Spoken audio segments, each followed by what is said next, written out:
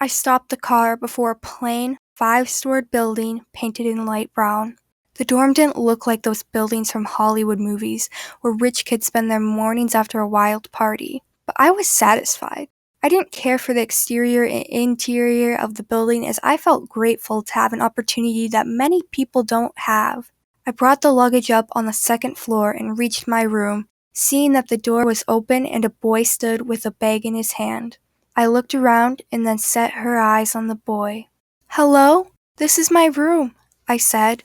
On my voice, the boy turned around and looked at me. His chocolate brown eyes were sated with confusion. "This is your room?"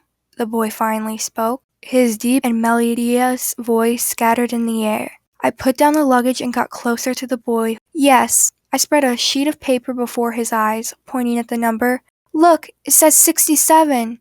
The boy spread his paper too. "It's 67 for me too," he said. "I guess it's a misunderstanding," I said. "Aren't the rooms divided into girls and boys?"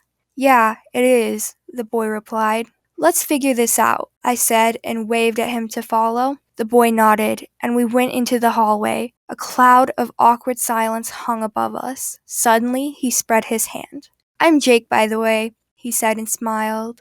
Tiny dimples appeared on his cheeks. Something was very charming about him. Maybe his uniquely deep voice or his sun-kissed skin. I was too worried to mind any of it. The last thing I wanted was my first day of college being ruined, and I wanted it to be perfect. But this Jake, it was his fault that nothing went according to my plan. "Anne," I answered shortly and shook his hand. It was obvious that we were both burdens for each other. We just wanted to start unpacking and preparing for class. The hallways seemed so long, as if it had no end. Finally, I noticed the room with the Help Center written on it. I knocked and peeked in. "Hello," the lady sitting at a round table greeted us. "What can I help you with?" We spread the papers on the table. "We are in the same room," I said. "Oh, we cannot do anything about that," said the lady with the fake concern. "The students are alleged to their rooms already. Maybe if you meet someone, you can ask to exchange the room." I rolled my eyes and left the room, hearing Jake's steps following me. There was no way out. We had to live in the same room until we could meet someone who'd want to live with Jake or me. That wasn't an easy mission, as the college had just started and it would take weeks to get close to new people. I spent the day unpacking while Jake sprawled into bed and started snoring. He was already getting on my nerves. So I left to buy some things. I didn't even realize how the hours passed, and when I returned to my room, Jake was in bed, still sleeping, now for the night. His bag was still laid untouched.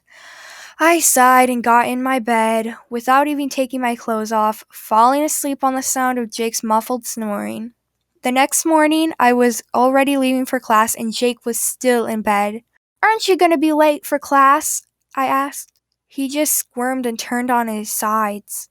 The first day of classes were better than I had expected. I even got to know a few students and had a debate in one of my classes. After arriving home, I thought Jake would still be in bed, but to my surprise, the room was empty.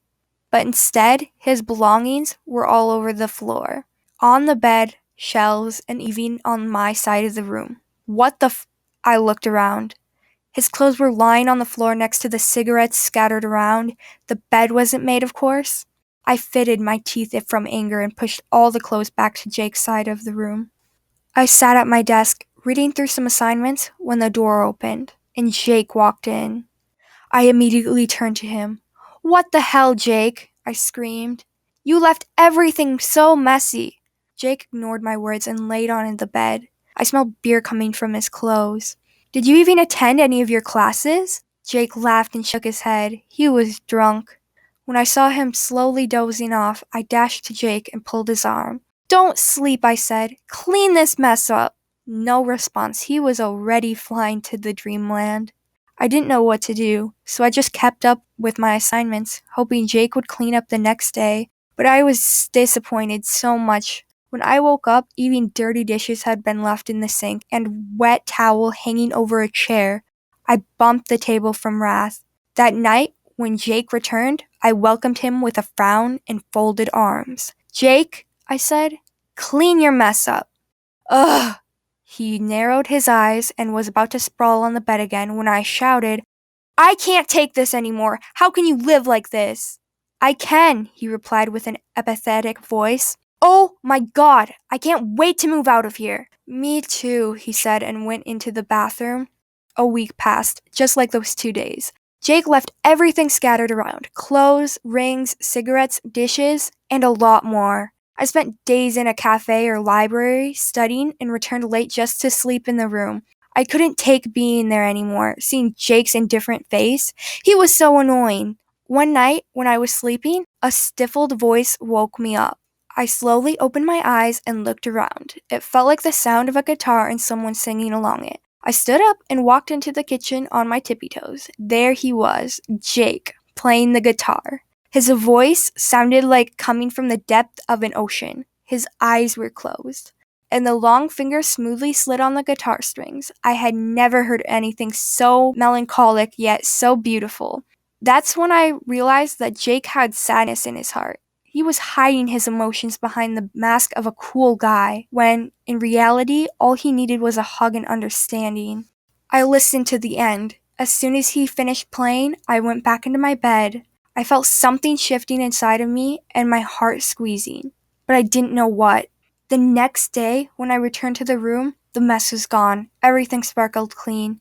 Jake had not only tidied up his space, but he also cleaned the whole room, including the kitchen. He was sitting on his bed reading a book. "Wow, Jake," I said with surprise. "You had cleaned up." Jake smiled and said, "Yeah, you were right. It was really messy." He turned his eyes on the book again. I wanted to say something but couldn't find the right words. What could I say? We had never talked more than 5 minutes before, so I just started reading at my desk.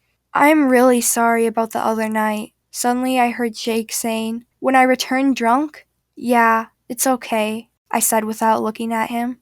I was scared that if he saw my eyes, he would figure everything out, that I had fallen in love with him. The next day, I was having lunch at the college cafeteria when I saw Jake with a few guys around him. I was going to wave at him when I noticed a girl beside him. Jake couldn't even see me talking with his friends. The girl was very close to him and was laughing at his every sentence, pushing his arms or touching his hair. She was clearly flirting with him. Jake didn't seem to mind. I felt jealousy getting the best of me. I couldn't watch anymore, and I dashed to them. "Hey, Anne," said Jake as soon as he saw me, then looked at his friends. "This is Anne, my roommate. We accidentally ended up in the same room," he said and laughed. Everyone laughed with him, except the girl who was checking me out from head to toe. "Come on, Anne," said Jake. "Have lunch with us." The hostile aura coming from the girl and my awkwardness didn't let me agree. "No, my class is starting," I said, and waved goodbye to his friends. I turned around and left without looking back. I went back to the room late at night. Jake was already sleeping. I quietly got into my pajamas, and when I was about to get into my bed, I heard Jake mumbling, Anne. What is it?" I turned around, but he didn't answer. I approached his bed and looked down on him. He was asleep. He's talking in his sleep, I thought. Suddenly, Jake started mumbling again, and I could make out some words. "Anne, a girl. You are a good girl." I felt my face reddening. A good girl? What was he saying? I waited for him to continue, but he seemed to stop mumbling, so I went to bed with my heart raced fast. The next day I returned in the afternoon and saw Jake packing his bag. He saw me and said, "One of my friend's roommates moved out, so I'm moving in with my friend." Even though I had been waiting for this day, now that it had finally come, I felt pain in my chest. "Why?" I asked. "Why?" Jake laughed. "You can't stand me." He laughed again, but I caught a glimpse of his sadness in his eyes. I drew closer and almost whispered, "Don't leave." Jake straightened his back and looked into my eyes. "What?" he asked, perplexed. "I don't want you to leave," I said in a quiet voice. Then I looked up at him. "I saw you singing the other day," I said. Jake's cheeks flushed, and he scratched his head to avoid my eyes. "You did?" "Yeah." He looked at me again. I could feel his warm breath reaching my skin. His deep eyes were piercing through me as if seeing my soul.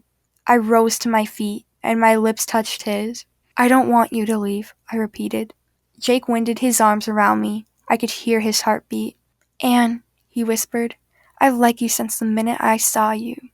Now your mumbling makes sense, I said. You were saying in your sleep that I'm a good girl. Jake laughed. Now I do speak in my dreams sometimes.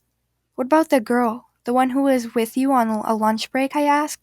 Jake scoffed. She likes me, he said, but I'm not interested in her, even a little bit. I smiled. So you want me to stay? He asked again, as if unsure of what I had said. Yes, I replied, but no more messy room. We laughed together. I promise I will clean up every day, he said. I put his curls back and caressed his cheek. We stood alone in the room, hugging, and had no intention of leaving.